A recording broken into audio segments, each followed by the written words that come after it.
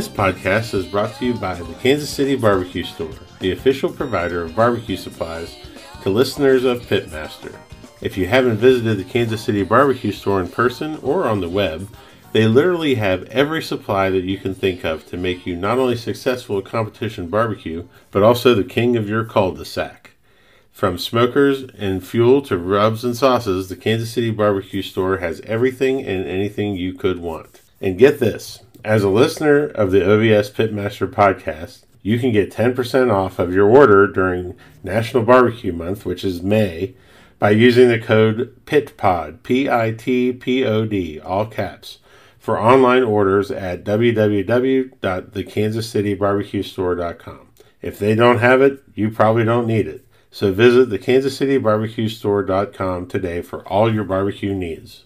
This podcast is brought to you by BarbecueData.com. BarbecueData.com is your one-stop shop for all of your barbecue competition data. Historical data, calls, wins, placements, everything under one roof. It's a great way not only to track yourself in the standings, but also to track how you improve your scores from year to year. Listeners of this podcast can receive 20% off of a new subscription to BarbecueData.com with the code PITPOD. That's one word, all capital letters, P-I-T-P-O-D, PITPOD. So check your team scores, check on others, and do it all on BarbecueData.com. Alrighty, we are here. The Pitmaster podcast. My name is Luke Darnell, and this is a very cool episode, I think. Please allow me to introduce. He's been a guest on the show before, but I think it's fair that we should check in with him from time to time to see how his journey is going. So please join me in welcoming Steve Dotson, the cookout coach from DQ'd Barbecue. Steve, how are you, my friend? I'm doing really good, Luke. How are you doing today? I'm doing good, man. It's a happy little Thursday.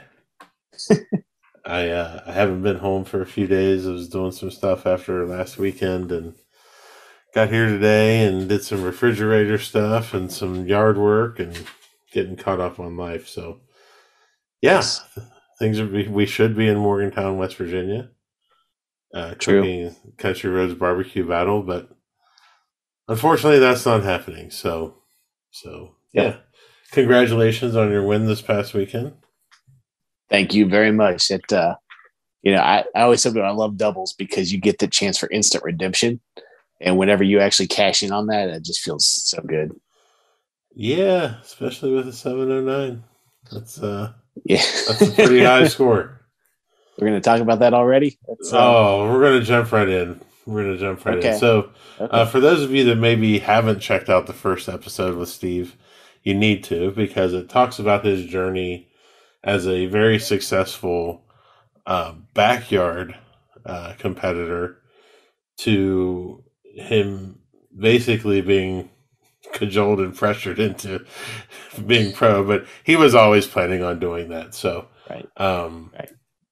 we make jokes about it. We called him Backyard Steve for a few weeks, and then he went pro. But I think it's, we had you on when you were making that transition, and you've cooked, I think, a total now. Let me pull up the tape from BarbecueData.com. You have cooked 7 contests total. Is that correct? Yep. Yeah, I think last time we did this podcast, we had just came out of Galax where I cooked my first 2 pro. And so, since last time we checked in, we've done 5. You've done 5. So you've now cooked 7 contests in which you have been grand champion of 2 of those. Yep. You have an overall average of 698. And you've won pork twice and won brisket 4 times. Sorry, won brisket 4 times out of the 7 contests that you've cooked. You've won brisket 4 times. That's correct. Yeah, one would say that that's a pretty good start to your pro barbecue career. It's much better than I expected, but not to say that we weren't always striving for that, right? But just expectations versus reality, they don't always match up. for some reason this year they have matched up, and so we just keep chugging. Yeah, I'm slow playing it. It's fucking insane. It's insane the success that you've had and what you've done. And first and foremost, I'm very proud of you, especially being a pitmaster from West Virginia, state where I'm from. It's great to see somebody that's been so successful. But where do you put? I mean, how? I guess is the question. Like, everyone wants to know how have you been so successful right out of the gate? Legitimate question for sure. I'm not sure I know the exact answer, but I can tell you what I think. I've heard you talk about your superpower on here before, is taking somebody else's process and just pulling the important parts.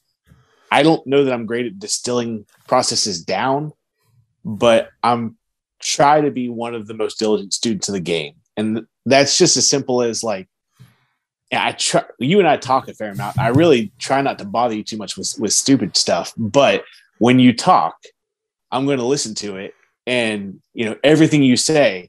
I may come back to you 3 weeks later and be like, "Hey, that one thing that you said, what did you mean?" Because it's been mulling in my head for that long, and that's literally just how my brain works.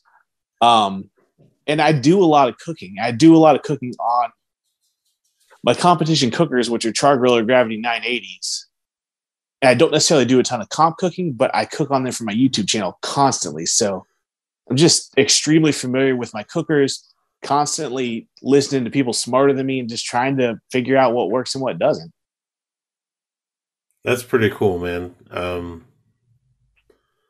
It's been fun following you on your journey and being there for some of it, and being there when you won Pork and Brisket in Urbana. That was pretty special and somewhat infuriating, but very, very special.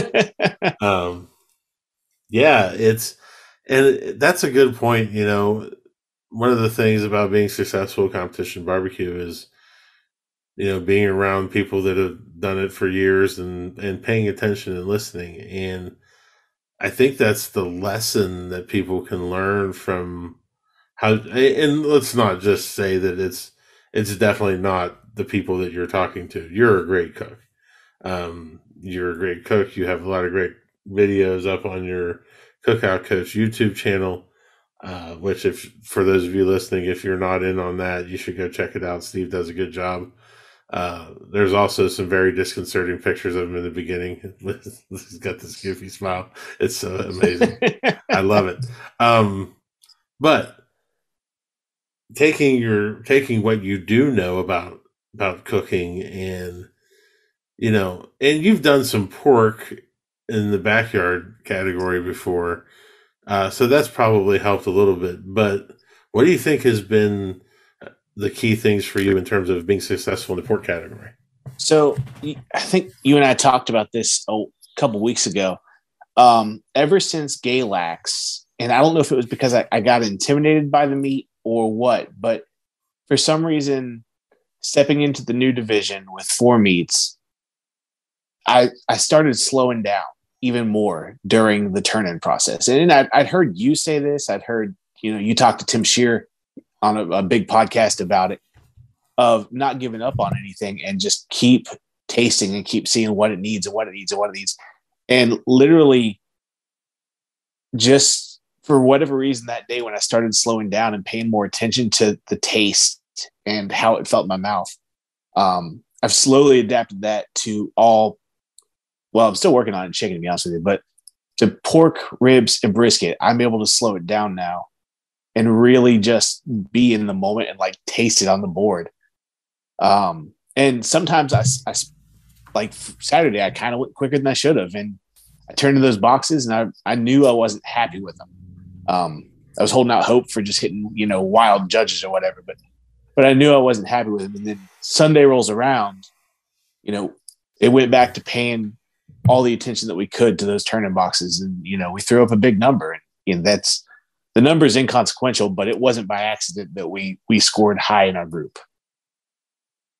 Right. No, and it's something that, I've been paying a lot of attention to, as well as really focusing in on what's in front of me taking the time to taste it, adding something and then tasting it again and being like, okay, that's too much or that's not enough. And, you know, this past weekend was one of the first weekends that Kim and I ever got cross with each other during turn-ins. And it started in chicken because I bit it, she bit it. I had done our usual finish on it, and I said that is not nearly enough. It has no oomph to it, and she claimed that it did. We let it sit for a little bit. We ate it again, and we still had the same fight. And I said, "You're wrong." She said, "I don't think so." And I said, "Well, I'm going to trust your palate." And we got killed in chicken, but luckily we did good in everything else. So, yeah, I've got to the point where I've got a certain very specific way I taste ribs, and it was take the bite of the bone, toss the bone aside. Well, now I take the bite of the bone, season all of the contenders that go in the box, including the one I just bit, and that's now going to be my taster throughout the rest of this. And if I have to go back to the contenders and grab another one, it's worth it to me to sacrifice that possibility for being confident in the flavor that's about to go in that box. It's easier to do on pork, especially when you're talking about pulled pork and money muscle. It's you've usually got some extra ones lying around. But yeah, to me, I cook 3 racks of ribs. So any of those contenders, they're valuable. But at the end of the day, if I've got to make the bargain, I would rather taste and know and, gamble on tenderness, than not. Yeah, no. What about brisket? What's been because I mean, it's not like you've cooked a lot of brisket, especially cooking Wagyu brisket. And you started firing shots right out the gate. Fun story. I've cooked 7 contests and I've cooked 8 Wagyu briskets. And honestly, that's not a fun story. That's a fun story for me. So yeah, I know this isn't the best answer, but basically when I went to Galax, I had resigned that, I don't know what I'm going to do in brisket, but I'm sure as hell not turning in a tight Wagyu brisket. I'm not spending that much money to turn it. I'll turn it over. That's fine as a learning experience. And I just so happened to got close on day 1. And on day 2, I pushed it further and turned it in. And that just happened to be the right tenderness. The taste portion of it, the amping it up on the board, again, that was just slowing down, tasting and see what tasted good. And luckily, apparently, judges and I generally agree on what tastes good. But the biggest thing was I wasn't afraid to push it, even if that meant possibly failing at it. Happened to hit the right tenderness and was able to remember what that felt like in my hand. Right, and that's important. But I mean, and I just feel like we're having a phone conversation right now because this is really kind of how our phone conversations go. This weekend of brisket, we ate the slice just like we always do right off the brisket, and we were both like, Jesus, that's great. And then I blindly went about my finishing process and kept tasting, but I didn't realize like this was fine before I put all that shit on it. Like I didn't need to do it. And I think a lot of finishing, and I know people are probably getting tired of me talking about this on the podcast, but I don't care because I think it's the most important part of competition barbecue is finishing. And I really think that not only do you have to be bold with what you want to do, but you also have to edit yourself significantly. I think that's a huge thing. Yeah, I 100% agree with that. And when it comes to brisket specifically, basically I finish in building layers in 2 steps. So I'll come in with a powder that is sharp. It's right in your face. But then, I've got my jus that the way I look at it, like it creates a peak and then that jus levels it off and I taste it. And if it's enough, then we're done. And if it's not, we go through the process and build it up some more and level it off. And that's kind of just how I look at it. That's how it feels when I'm doing it. So that, I feel comfortable that if I started the finishing process and it went too far, I believe I could take some of that back off. with a swipe of the brush. Haven't You had can to a travel little yet. bit. You can a Yeah, little for bit. sure.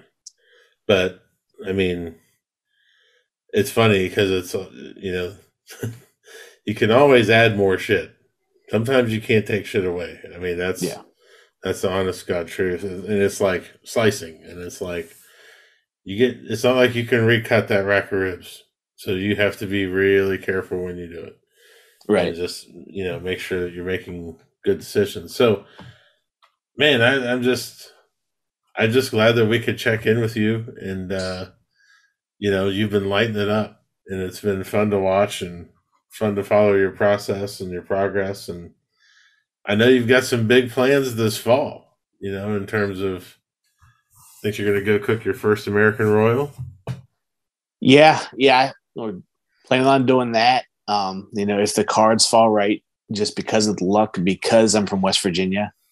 I've got some friends who are pretty good at barbecue out here, but if they can stay off the board, then we might get the home state draw for the Jack, which would be cool.